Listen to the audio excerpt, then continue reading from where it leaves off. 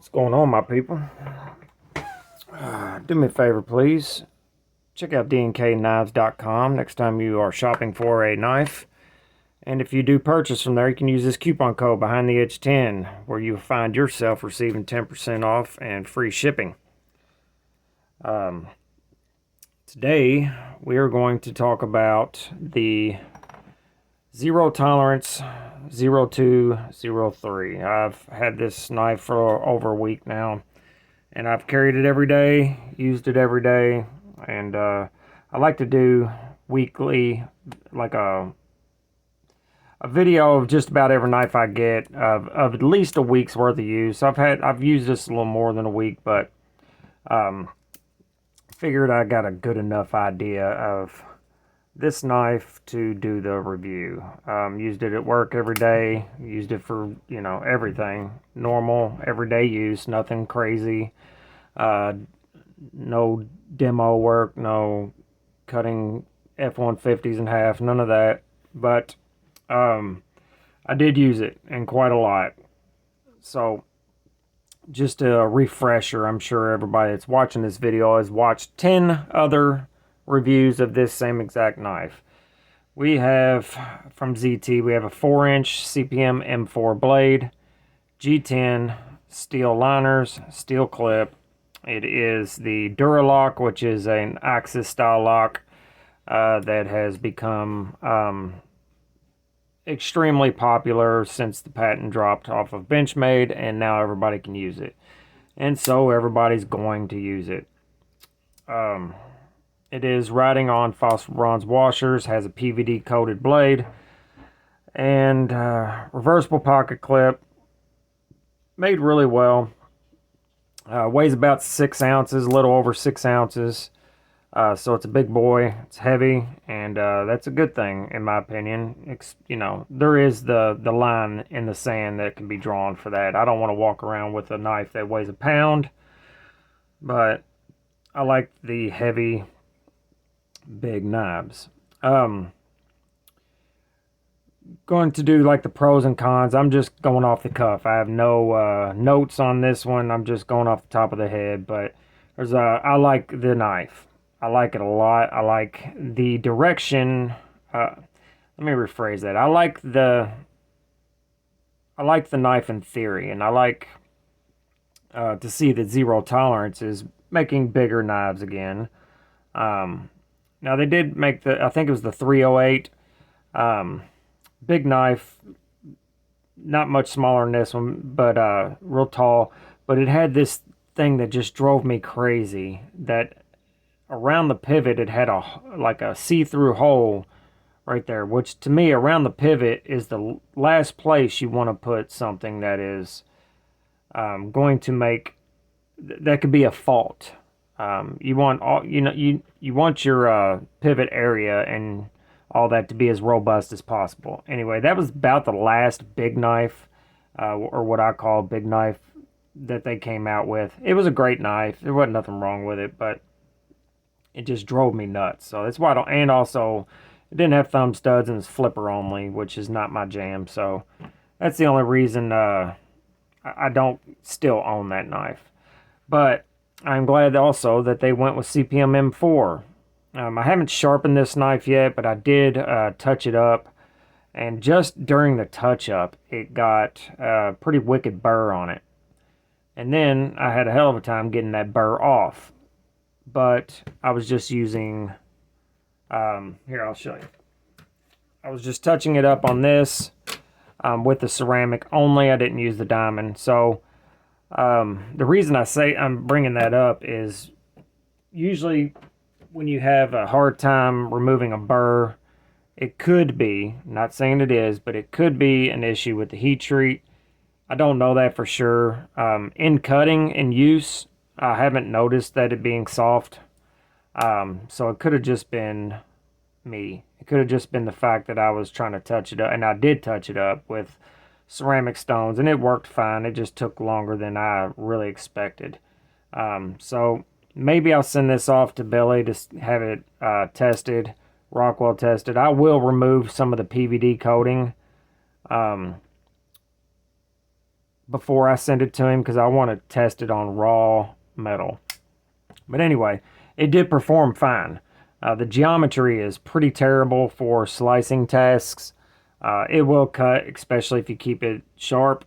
More than likely, it's got like a, I don't know, 25-degree angle on it right now, factory. I will probably lay that back to at least 17. Now that will make it not as tough, but it's not a big deal because M4 is pretty tough, and it should hold an edge really well. And you know, you can't change the geometry on the knife unless you have it reground, but you know, you lay the edge back and keep it nice and sharp, it will do what it needs to do. It'll cut, and it'll cut well enough to, you know, to please me. The Duralock is fine. It is, I do like it better than Axis locks and most crossbar locks. It is well done as far as I could tell. There is a little bit of up and down blade play, but it's so light, and if you push in on the lock bar, you don't feel it at all. So, but there's zero blade play in any other direction, and it's not enough to make a big deal about it. But I don't mind the lock. It's not my favorite. You know, I prefer a frame lock over anything, and then probably second is a back lock, and then my third favorite would probably be anything but a bar lock. So there's that. G10 feels good, feels nice, nice and grippy. The knife is also really well balanced right behind the pivot, but it also feels good in use. And I don't know any other way to articulate that other than saying in use, and in holding it and messing with it, it really feels good. Yeah, that's the only thing I can say about that. It has this lanyard hole that'll never be used on this knife. There's a couple things, or one thing that's pretty serious. It won't be serious for long because I can fix it, but when you're just opening and closing it, if you smack this thing shut really hard, the blade hits the inside of this standoff. The only reason I noticed it is because it not chipped it, but divoted the blade a little bit. It didn't chip it. It just rolled it just enough that I caught it. But at first I thought it was just something I did while using it. So I touched it up, fixed it, and then I was messing with it, opening and closing it, slamming it shut, slamming it open, back and forth. And then I noticed it was there again. I was like, you son of a... And that's what it was. So I took it apart, and I saw on the inside of this standoff a little mark for where the blade smacked it. And it only does it if you shut it really hard. So it is super close, but that's kind of an issue to me. That should have been caught, in my unprofessional opinion anyway. Once I sharpen it, I doubt that'll ever happen. I'll take off enough steel, and it doesn't need to be much, but I'll take off enough steel to make it not do that anymore. So I don't know if it's just this particular knife. It could be like when I squeeze it, there's no play really. There's no, like, I can really bear down on it, and I can feel it move just a little, but not a lot. So I'm guessing it's just a little too close to that standoff when you shut it, because you can see a space looking at it while it's closed. You can see the space in between is very tiny. So I'm guessing it's just enough when you smack it closed really hard.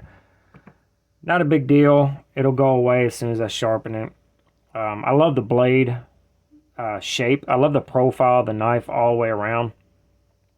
The ergos are great. You feel the clip, but it's not irritating, and it doesn't bother you too bad.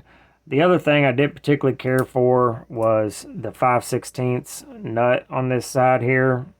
Now that is a very strong pivot, and I don't really mind it. I just wish they would have put a Torx on this side,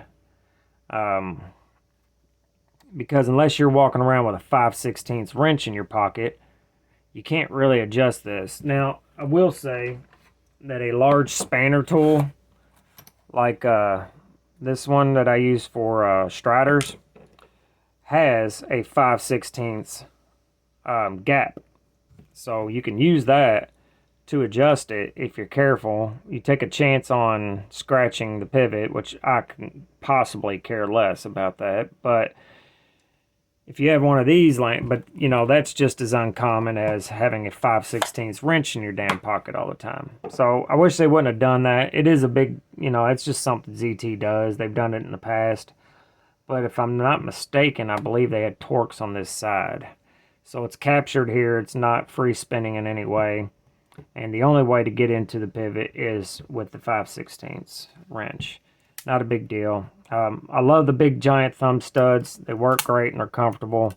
The action's great. The deployment is really good. Overall, I like it. Now, $300 seems to be a lot of money to a lot of people. And even me at first, I was thinking, you know, 300 is a little high. Because it's essentially a slightly upgraded Kershaw. But you got Kershaws creeping up above $200 as well. You're just going to pay for the name, and that's essentially what it is. It is more robust. It is probably built in the same factory, but maybe to a little higher standard. I don't know. I'll let y'all judge that. But if they would have put Kershaw on this and sold it for $250, it would still be a great knife. The fact that it's a ZT, I guess that, you know, justifies the $300 price tag. I don't know if that's true or not, but who knows. I do know if it was a Benchmade, it would be, you know, at least $100 more than that.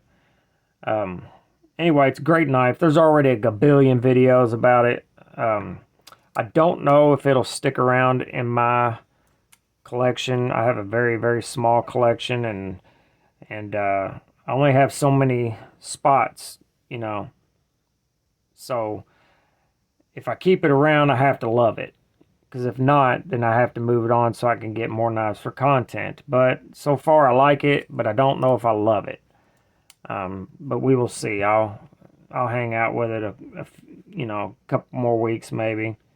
And it does cut well. It's just not very slicey, but it does the job. All right, that's all I got on this one. Make sure you're good to each other, love each other, and remember, life is entirely too short to be a dumb cunt. Later.